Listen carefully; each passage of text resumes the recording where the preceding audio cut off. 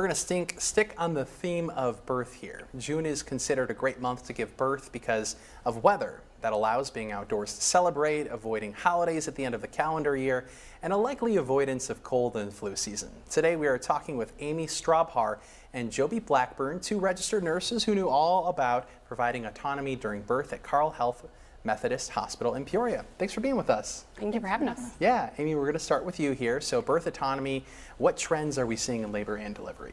So we're seeing a lot of patient-centered care, respectful care. So we are trying to focus on the patient experiences and the patient's preferences. So we have several different tools that we have, such as wireless monitoring, to help the patient feel more autonomous moving around, having more movement with their bodies of how their bodies naturally want to move to progress labor. We see more holistic care with the dimming lights, more music, counter pressure, teaching family members how to do counter pressure and making sure the patients are the most comfortable that they can, and progressing labor to provide better outcomes. And you mentioned, all those and what that entails, Joby, with how do staff prepare for that, with that autonomy? So ongoing education is huge. We're constantly learning and adapting our care and practice to what the patients prefer. We're following evidence-based practice, and also communication is huge, so listening to the patient. When you come in to deliver with us, part of our admission questions is to ask you what your preferences are for your birth, so that way we have a better idea of what you expect, you have an idea of what we expect, but really, like I said, we just try to listen to the patient and communicate with them on what they want to provide the best care that we can. Yeah, follow up to that, Joby, how does that, for a patient, being able to have those options and ask him those questions, how does that help them during the birthing process? It helps them to be more aware and knowledgeable of what's going on. So like if we communicate what we are going to do, and then they communicate what they want, we can kind of have a balance of how we're going to take care of the patient, how the birth's going to go, how the delivery is going to go, and that kind of stuff. Yeah, awesome. Amy, what does a baby-friendly designation mean for patients?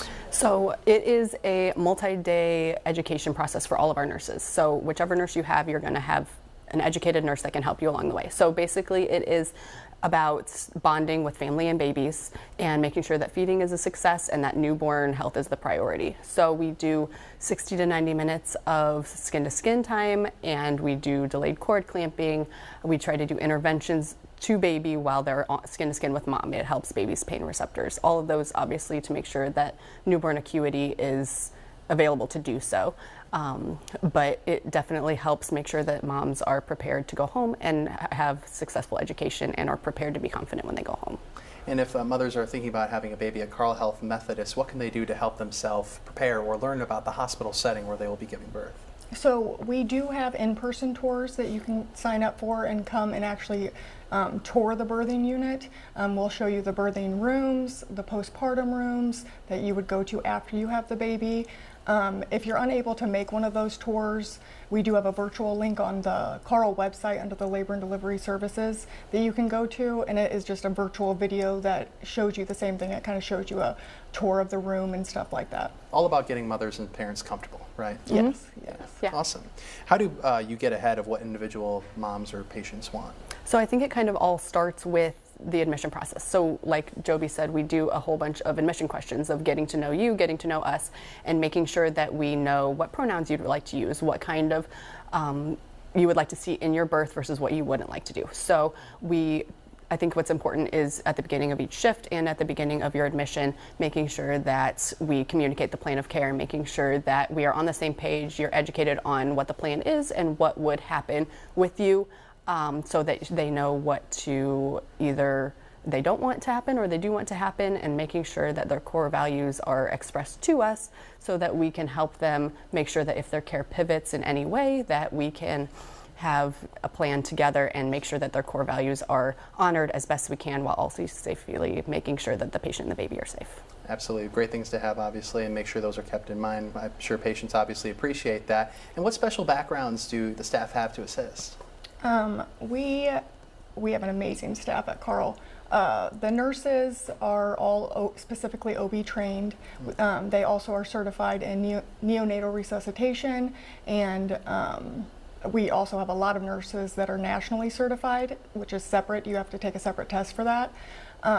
We have an in-house OB at all times at the hospital, which not all hospitals have that. Your specific OB will still direct your care, do your delivery, but we have a in-house doctor on the unit at all times just in case of an emergency or if we were to need them for any reason. We also have anesthesia available 24/7, so for any pain management needs, they are available in the hospital at all times. Lactation is available for any breastfeeding support. Nurses are also trained in breastfeeding too, so at night or when lactation's not there, you still have that support. And yeah, overall, we just have a really good crew at Carl Methodist, and I feel like we provide really good care to the patients. Absolutely. Amy, Joby, thanks so much for joining us today. Thank you for having us. We'll be right back after the break. Stick with us.